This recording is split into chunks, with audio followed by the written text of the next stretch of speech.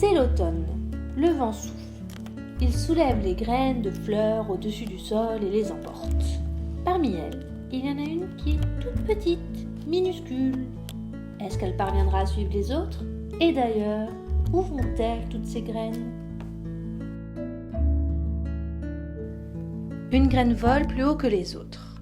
Elle monte, plus haut, si haut qu'elle se brûle aux rayons du soleil. Mais la toute petite graine est toujours du voyage. Une graine atterrit au sommet d'une montagne couverte de glace. Là-haut, la glace ne fond jamais. La graine ne pourra pas s'enraciner. Les autres graines poursuivent leur chemin, mais la plus petite est un peu à la traîne.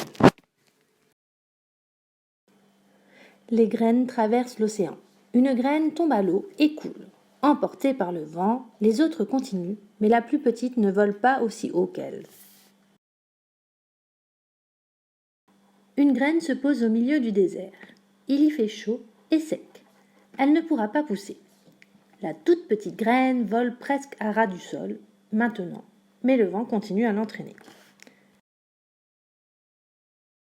Soudain, le vent cesse de souffler et les graines tombent doucement sur le sol. Un oiseau arrive et picore une graine, mais pas la toute petite. Elle est tellement petite qu'il ne la voit même pas. Pendant l'hiver, les graines se reposent de leur long voyage. La neige les recouvre d'une couverture blanche. Dans le sol vit aussi une souris. Comme elle a faim, elle grignote une graine pour son repas. Elle ne remarque pas la toute petite graine qui dort tranquillement. Puis le printemps arrive. Les graines gonflent, s'arrondissent et enfin elles s'ouvrent. À partir de ce moment-là, ce ne sont plus des graines, ce sont des plantes. D'abord, elles plongent leurs racines dans le sol, puis leur tige sort de terre, leurs feuilles se déplient et elles commencent à grandir.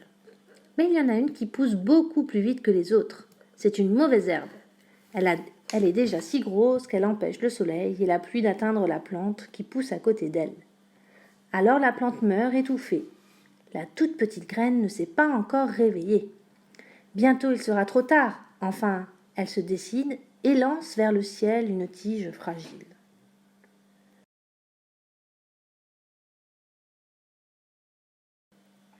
Le retour du soleil invite les enfants à reprendre leur jeu au jardin. Eux aussi attendaient le printemps. Un enfant se met à courir. Il n'a pas vu les jeunes plantes et « Oh, il en a cassé une !» Celle-là ne grandira plus. La petite plante née de la toute petite graine pousse à toute allure. Mais sa voisine pousse encore plus vite. Elle a déjà 7 feuilles. Bientôt, un bouton se forme, puis une fleur. Mais qu'est-ce qui se passe? D'abord, il y a un bruit de pas, puis une ombre s'étend sur les 2 plantes. Une main s'avance et brise la tige de la fleur. Un garçon l'accueillit pour son ami.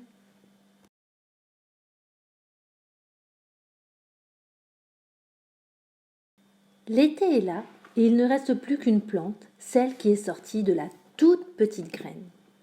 Le soleil la réchauffe, la pluie la rafraîchit.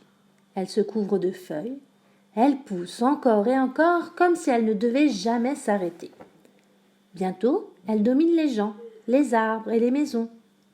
Au sommet de sa tige, une fleur s'ouvre, si grande qu'on vient de partout pour l'admirer.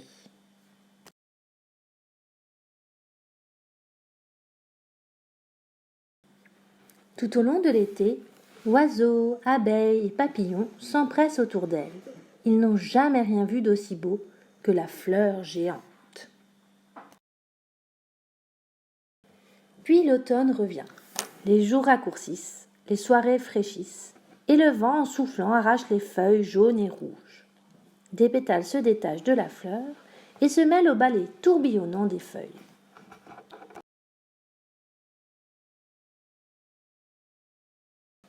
Le vent souffle plus fort. La fleur, qui a perdu presque tous ses pétales, se courbe et penche sur sa tige. Le vent souffle encore plus fort. Il secoue la fleur encore et encore. Alors, du cœur de la fleur, un tas de petites graines se détachent, que le vent emporte aussitôt.